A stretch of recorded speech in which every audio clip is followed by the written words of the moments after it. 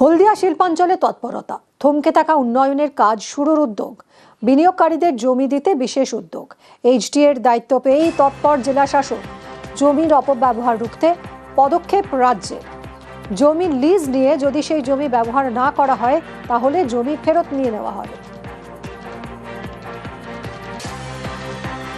যারা কোনো ইন্ডাস্ট্রি করেনি বা এক্সপেনশন কিছু করেনি তাদেরকে কোনো চিহ্নিত করে তাদের বিরুদ্ধে ব্যবস্থা নেওয়ার ব্যাপারে বা সেই জমিগুলোকে আবার এইচডি নিয়ে নেওয়ার ব্যাপারে এইরকম কি কোনো পরিকল্পনা এইচডি কিছু? তাদের চিহ্নিত করে আমরা বোর্ডে ডিসিশন নেব, ওনাদেরকে সাফিসিয়েন্ট টাইম দিয়ে নোটিশ ইস্যু করা হবে কি আপনাদেরকে as per terms condition of allotment order lease deed কি যে পারপাসে ল্যান্ড দেওয়া হয়েছিল ওই পারপাসে আপনি কাজ করুন, আদারওয়াইজ আপনারা যে আছে এটা অ্যালটমেন্ট ক্যান্সেল করে আমরা অন্য এজেন্সিকে দেবো, অপশন করে অন্য ইন্ডাস্ট্রি আছে যে বি আছে ওপেন মার্কেট এটা দিকে এগোবো।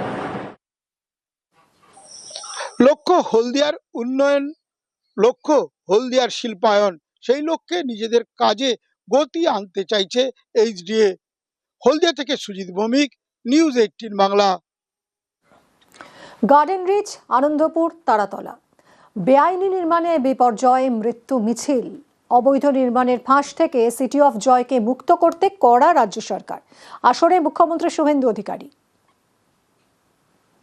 সব জায়গায় টাকা নিতে নিতে এই সিটি অফ জয়কে এবং বৃহত্তর কলকাতাকে মৃত্যুপুরীতে আপনারা পরিণত করেছেন। কাউকে ছাড়া হবে না।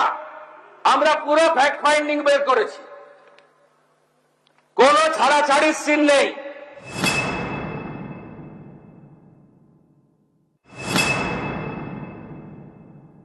ফায়ার এবং লাইটনিং অ্যারেস্টার তার একটা অডিট হাই রাইজ বিল্ডিং গুলোতে, কমার্শিয়াল বিল্ডিং গুলোতে সেই কাজটাও তারা করবে।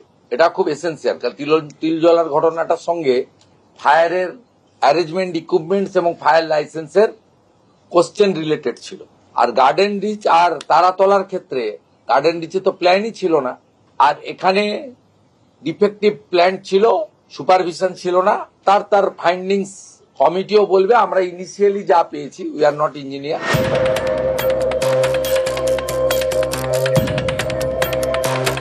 শহরতলি জুড়ে গত কয়েক বছরে যেখানে সেখানে যেন ছিল রুমাল হয়ে গেল বিড়াল পরিস্থিতি। কাল ছিল পাড়ার পুকুর, আজ সেখানে হাই রাইজ। কোথাও খেলার মাঠ হয়ে গিয়েছে শপিং কমপ্লেক্স। দিনের পর দিন জমির চরিত্র বদলেছে, উঠেছে দেদার বেআইনি বিল্ডিং। চেনা শহর হয়ে গেছে অচেনা, পাল্লা দিয়ে বেড়েছে দুর্ঘটনা। 2024 সালের 17 মার্চ গার্ডেন রিচ। গভীর রাতে নির্মীয়মান 5 তলা বিল্ডিং তাসের ঘরের মতো ভেঙে পড়ে, 13 জনের মৃত্যু হয়। প্রাথমিক তদন্ত রিপোর্ট আসার পর পুরসভার 3 ইঞ্জিনিয়ার সাসপেন্ড হয়েছিলেন। কলকাতা পুরসভার ভূমিকা নিয়ে কলকাতা হাইকোর্ট তীব্র ক্ষোভ প্রকাশ করে।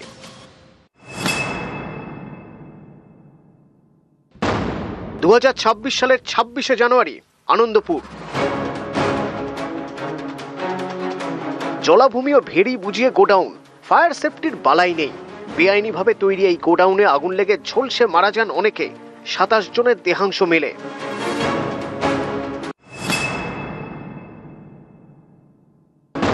দু 2026-এর 24শে জুন এবার তারাতলা।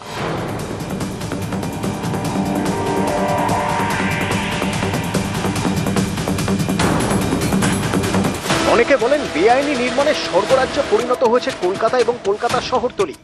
এবার ধরে ধরে চিহ্নিত করবে রাজ্য সরকার। Rajarhat, New Town, Maheshtala, Budge Budge, Pujali. অভিযোগের কেন্দ্রে দক্ষিণ 24 পরগনার বিষ্ণুপুর, সোনারপুর, বারুইপুর। এর সাথে আজকে আমরা যুক্ত করেছি সাউথ দমদম, কামারহাটি এবং বরানগর। আর part of HMC, part of Bally, মূলত গঙ্গার পাশে যেগুলো আন্ডার কনস্ট্রাকশন আছে, সেটা উমেশ রায়, ইউডিএমএ, এইচএমসি তারা কথা বলে আইডেন্টিফাই করবে ওয়ার্ডগুলো। সেখানেও কিন্তু আন্ডার কনস্ট্রাকশন গুলোর ক্ষেত্রেই বলা হয়েছে রেল, মেট্রো রেল, আমাদের সরকারি যে কাজ, পোর্টের যে কাজ, এনএইচ এর কাজ, স্টেট হাইওয়ে ডেভেলপমেন্ট কর্পোরেশনের কাজ বা অন্যান্য যে সমস্ত সেন্ট্রাল এবং স্টেট গভর্নমেন্টের যে কাজ রয়েছে সেই কাজকে এর আওতার বাইরে রাখা হয়েছে। অর্থাৎ নজরদারি চলবে দক্ষিণ দমদম, বোরানগর, কামারহাটি, বালি, হাওড়াতেও। পালা বদলের পর সব বন্ধ, বেআইনি নির্মাণে zero tolerance.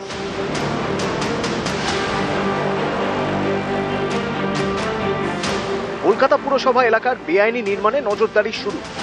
শুক্রবারই police commissioner Ajay নন্দার সঙ্গে বৈঠক করেন পুর কমিশনার স্মিতা পান্ডে। বেআইনি নির্মাণ চিহ্নিত করে পদক্ষেপ করা হবে। আমরা এসওপিতে ঠিক করছি, আমরা মোটামুটি আশা করি নেক্সট উইক থেকে শুরু হয়ে যাবে। এসওপি রেডি করা হচ্ছে? হ্যাঁ, হচ্ছে। নতুন সরকারের শপথ, বেআইনি নির্মাণের চক্র ভেঙে ফের সিটি অফ জয় হয়ে উঠবে কলকাতা। নিউজ 18 বাংলা।